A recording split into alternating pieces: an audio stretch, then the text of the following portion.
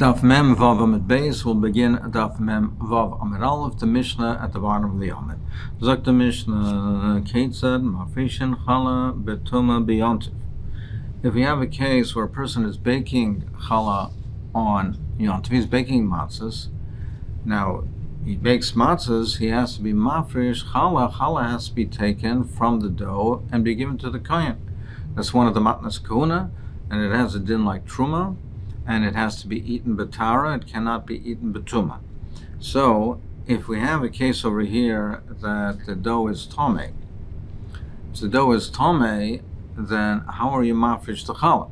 So you have the following problem.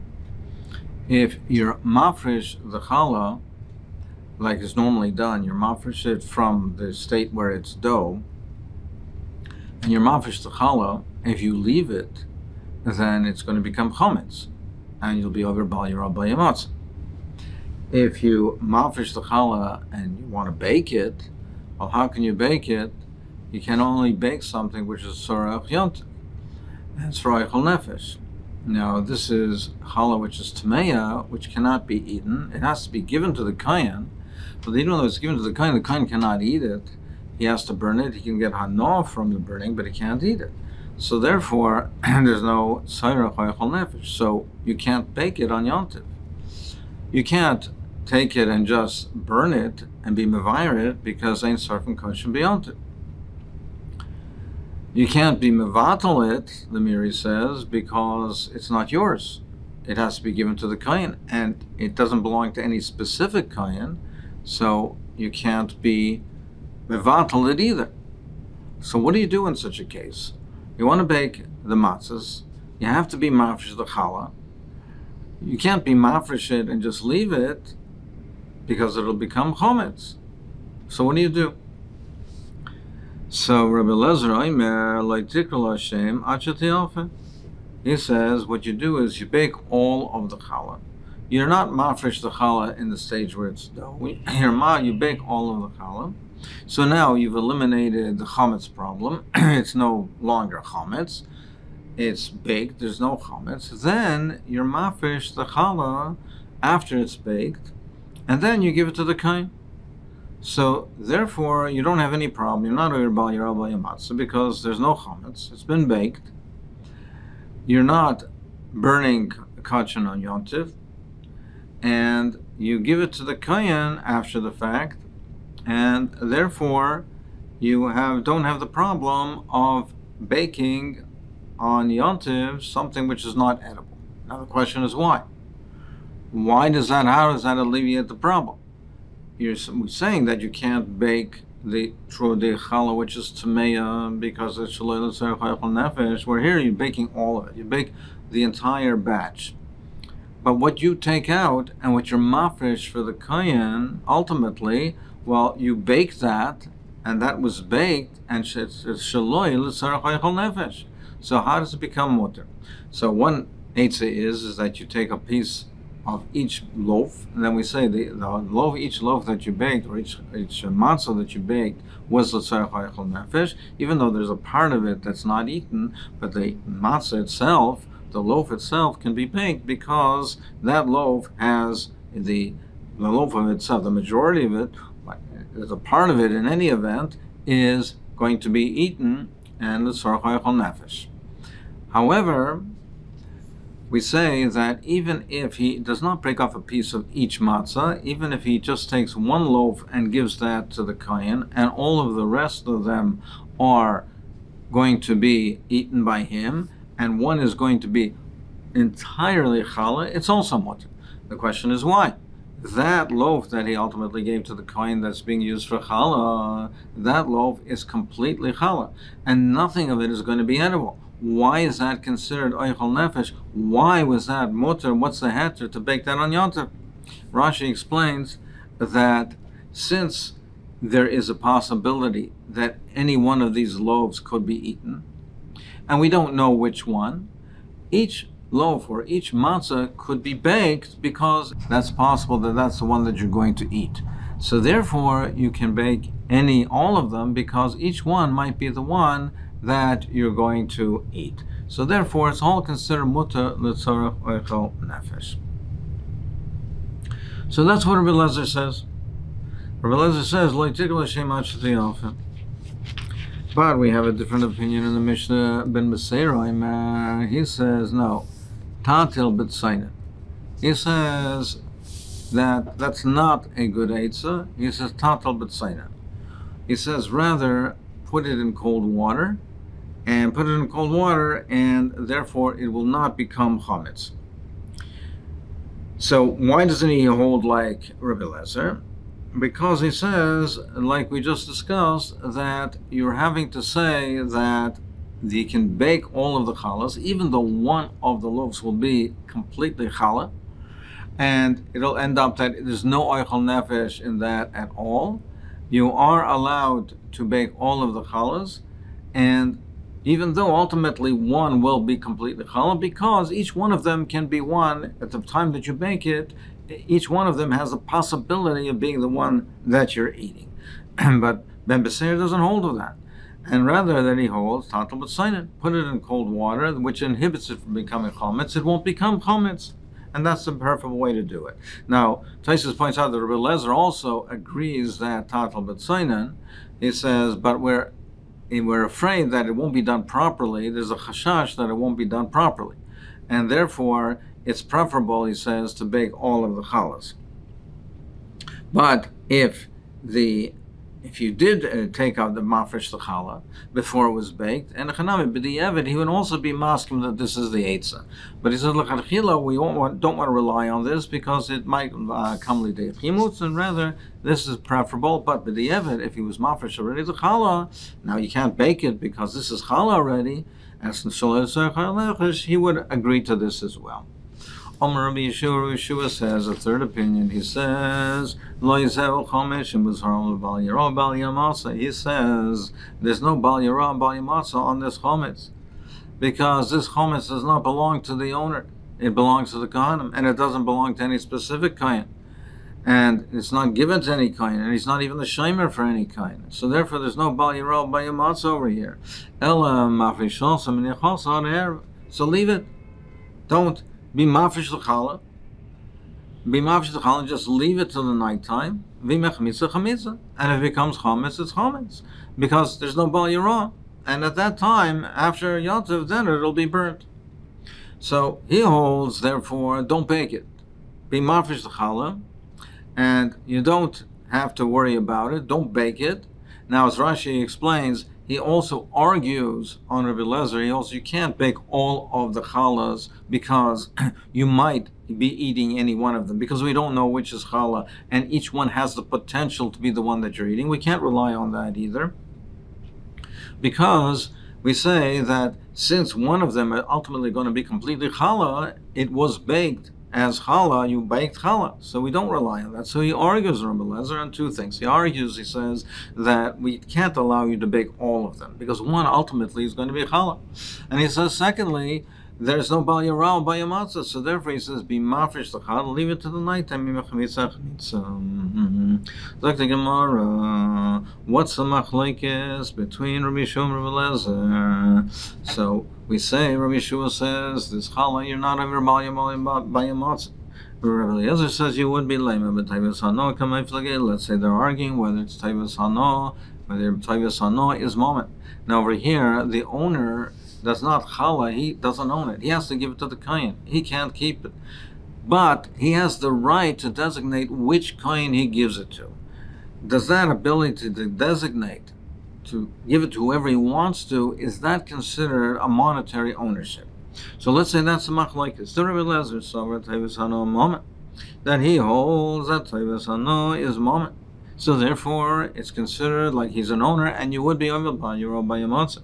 Rabbi Yeshua Samer Taivas Hano ain't a moment, and Rabbi Yeshua holds Taivas Hano is not moment. The fact that you can designate it to whoever you want, that's not considered moment. Frek the Rashash, even if you hold the Taivas Hano is moment, but in this case over here, who would pay money for something to receive this challah that a person would be over bal yara bal yamatza?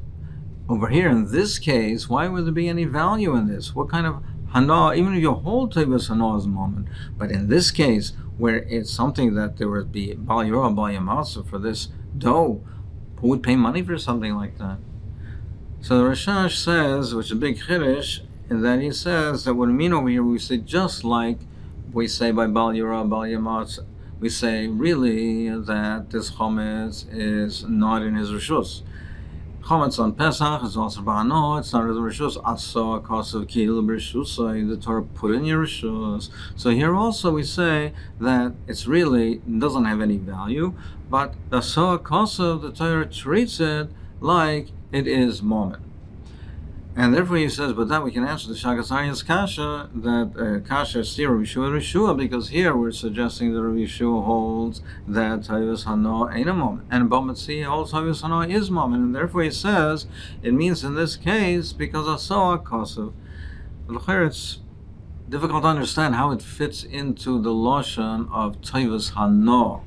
It's really just a special din of Asoa Kosev Kil B'Shusa. Uncle Panim, the Gemara is suggesting, let us say that this is the base of the Machalekes. The Gemara says, no. The Kuliyama, really, I'll tell the Kol V'Sarva Tayvus Hano Einamam. Everyone holds this Einamam. And therefore, really, it's not your moment, and therefore you should not be over. So what's the Machalekes? They argue on the principle of Hoyel, that since there's a possibility, do we have to take into account the contingencies and the possibilities that might occur? The Rabbi Elazar Savar, and Hoyel boy, Ishalalom, Rabbi Elazar holds that the person he designated this as challah.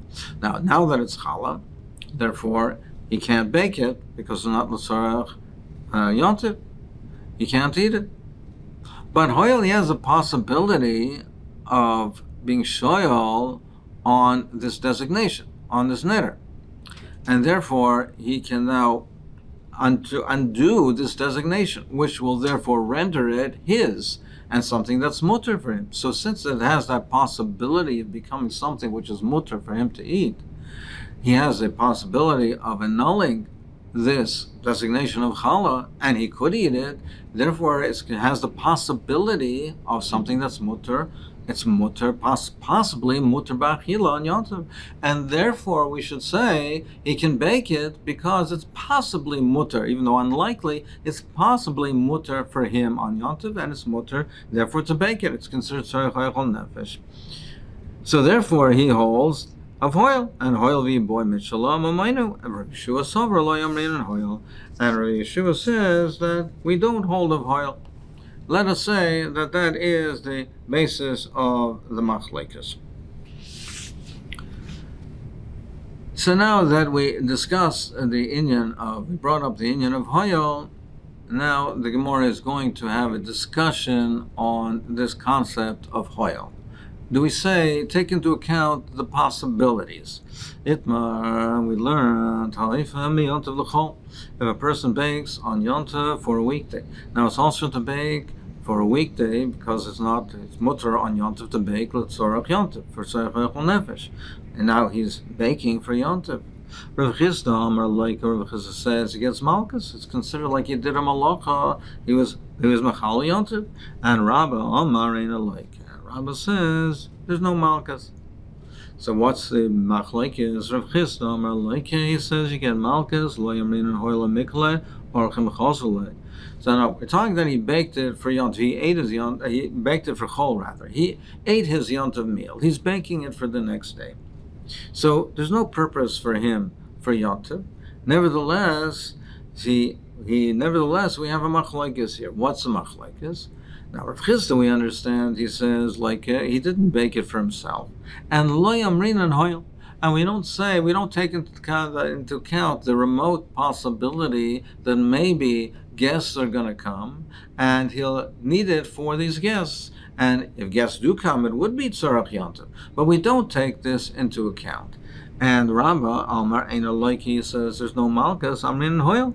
That we do say of hoyel, we do hold of hoyel. And therefore, there is this possibility that it will be used for yontiv, and therefore it's considered that tzarech echol nefesh.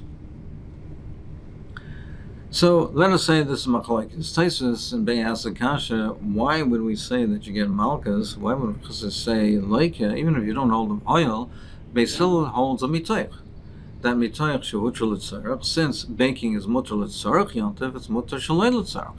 Why don't we say mitoich over here? Taisus answers, it has to be tzarech hayem ksas. There has to be some benefit for the yontiv. If there's no benefit for yontiv whatsoever, we won't say mitoich. And therefore, in this case over here, if he doesn't hold of oil, since he doesn't hold the oil, there is no benefit for yontiv at all, and therefore there would be the malchus. The Shita Mekubetz has a big chiddush. He says over here that Rabbah and Rav Chisda do not hold of mitoich, even though Beis Hillel's hold mitoich, they don't accept Beis Hillel in this matter, which is a very big chiddush. Well, component, let's say we say over here that the machlekes is, do we say hoil or not? Amalei Rabbah Rav Chisda said, letidach damet lo yamin hoil. According to you, that you don't hold of hoil, how can you bake from Yontiv l'Shabbos? You rely on the Erev Tavshila. You make the Erev Tavshila, and that's how it allows you to do the cooking, the baking from Yontiv to Shabbos. Erev Tavshilin is a takana d'Rabbanan. How can you, through an Erev Tavshilin, be matern Isur d'Oraisa? Meaning, Bishlama, according to me, Rabbah says, I hold of hoil. Therefore, midoraisa, there's no isur to bake from Yontiv to Shabbos. Even if a person, he finished his Yontiv meal, and now he's cooking or baking. He's doing it for the purpose of the next day. So, Erev Shabbos is Yontiv. Yontiv is on Friday. He finished his Yontiv meal. He is now cooking and baking for the next day. He's not doing it for this day. But nevertheless, there's a possibility that guests might come. So midoraisa, there's no malach, there's no isur. Now, nevertheless, even though we rely on hoil, but that's only to be matir the isur deraisa. Midorabanan, we still wouldn't allow it. We have a takana derabanan of eruv tavshilin. You make the eruv, you put together the two tavshilin, and that is an eruv, and the Rabbanan, through that mechanism, matter the Isur d'Rabbanan. So we understand how you can be matter an Isur d'Rabbanan. Meaning, even though I hold of hoil, Rabbah says, it's still also d'Rabbanan. The eruv tavshilin is matter. Agav, we see from here that hoil, that it takes off the Isur d'Oraisa, but we won't rely on it to say l'chadchila that you can bake from Shabbos to Yontiv without Erev Tavshilin. Agav, Rashi points out that even in the Mishnah, when Rav Elazar says that we don't allow you to be mafresh the challah and bake it, why don't we allow you to be mafresh the challah first before baking? And why don't we allow you to do that and say hoil? It can be shoyal on his netter, and it'll come out that that's not challah. So there is the possibility that what he's baking is really baking something that's his. Because the same principle, that we don't say hoyal l'charchila, to say l'charchila that we allow you to do the malacha, because hoyal be relying on the principle of hoyal. Al kol panim, when we say over here, in any event, we say that according to Rabbah, we understand why through Erev Tavshilin you can be matr, because midaraisa there's no isur because of hoil, and the isur d'Rabbanan is taken off Erev Tavshilin. But according to you, Rav Chisda, that you don't hold of hoil, how can the takana d'Rabbanan of Erev Tavshilin take off an isur d'Oraisa? Amrlei, he said to him, midaraisa tzarech Shabbos nasan biyontiv. He says, I hold there's no an isur d'Oraisa over here. It's not like we're doing a cooking or baking from Yontiv to Chol. If you're cooking or baking for Shabbos, then midaraisa it would be mutter, because Yontiv is also called Shabbos. It's also called Shabbos. So therefore, there's no isur midaraisa to cook from Shabbos from Yontiv to Shabbos. There's an isur deraisa to cook and bake from Yontiv to a weekday, but not to Shabbos. Now it's only also the Rabbanan. Rabbanan who the gazer b'gzera. It's a gzera the Rabbanan. Shemi yemro of Yontiv avachol, because he might therefore mistake and be confused and say you can also bake from Yontiv to a weekday. So that's only an isur Rabbanan. We came in that school Rabbanan eruv tavshilin. It's like here. Now he made the erev tavshilin. The Rabbanan required an erev tavshilin. There's a heker, and therefore he will not come and confuse it, and it's mutter through there. So therefore, in the Maskana, both Rabbi and Rav Chisda hold that cooking, baking from Yontiv to Shabbos is not an Issur D'Oraisa for different reasons. According to Rabbi, it's because of hoil. According to Rav Chisda, it's because Tzorchei Shabbos nasim b'Yontiv. There's enough, Taisus points out, there's enough kamina lahalacha. Let's say he's cooking and baking right at the end of Erev Shabbos, right at the end of Yontiv, so there's no possibility for Orchim to come and that he can use it for Orchim. They won't be able to eat it. There's no possibility that they could come, or if they come, they won't be able to eat it. According to Rabbah, there's no hoil, there will be an Issur D'Oraisa. According to Rav Chisda, the D'Oraisa, Tzorchei Shabbos, are nasim b'Yontiv. There would be that nafkamina. So there's enough kamina halacha, and l'maisa most poskim hold, they paskin that like Rabbah. They say, so again, Rabbah asks on Rav Chisda, behema mesukenes, if a behema is endangered, so it's in danger. If he doesn't shecht it now, it might die. It'll become an avela. So he wants to shecht it, so it'll become mutter before it dies. So he can't shecht it. El kadesh yochel lechel emena kazayit slimu. You can only shecht if there's enough time that he can shecht it and roast at least a kazayit's meat from it while it's still daytime, because then it's considered doing it for yontif. Because even though he's shechting the whole animal, but you can't eat any part of it, even a kazayis, without shechting the whole animal. So as long as he can at least have a kazayis of the meat that's roasted that he can eat on yontiv, then it's mutter. So yochel lechol afal gav v'lo boil mechol.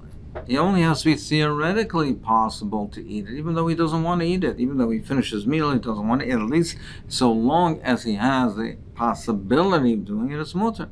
So Bishlam the Damrin and Hoyel, I say Hoyel vi boy Masel vi boy Lamechel Masiachel Mishmach. I hold of Hoyel, so therefore he doesn't actually have to eat it. He only has to have the ability, the potential to eat it. So therefore we understand why it's mutter. But El Didach Damr Lo Yamrin Hoyel, but you Rav Chisda don't hold of Hoyel. So if that's the case, Amay Yishchad, why can you shecht it? He doesn't want to eat it.